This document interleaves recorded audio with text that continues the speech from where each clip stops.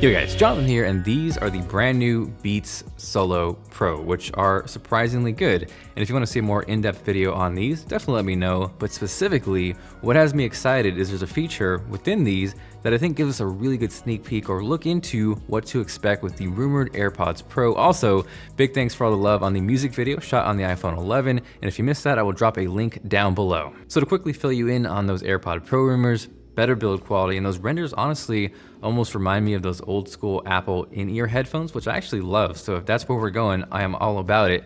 And potentially the biggest feature with AirPods Pro is going to be noise cancellation, because as convenient as AirPods are, if you bring those onto an airplane, it is pure hot garbage. Like, this is what it sounds like.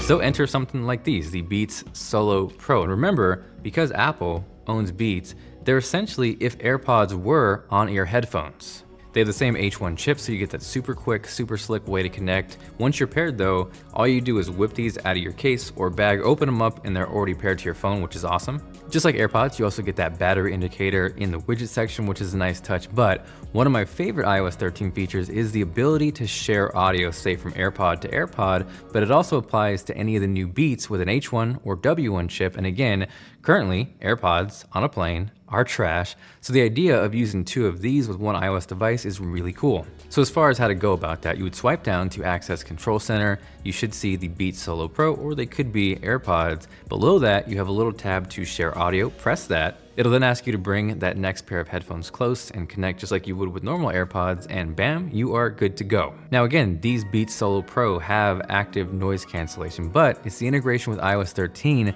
that gives us that sneak peek into what to expect with AirPods Pro. Again, in this case, we're going to swipe down to access Control Center, but instead of tapping that audio icon, what you're looking for is the volume slider. So long press that, and that's going to bring up this, where you have the ability to turn that noise cancellation on or off.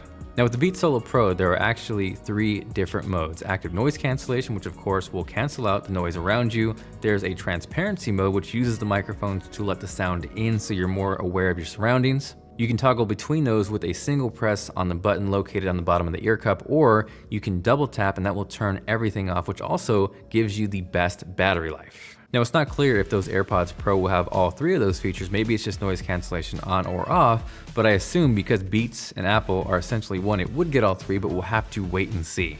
Now as far as the colors with the AirPods Pro, I would love to see some sort of variation, even if it's space gray or matte black, but I'm not holding my breath. And in a perfect dream world, if they could somehow implement these new Beats by Dre colors into the AirPods Pro lineup, that would be incredible.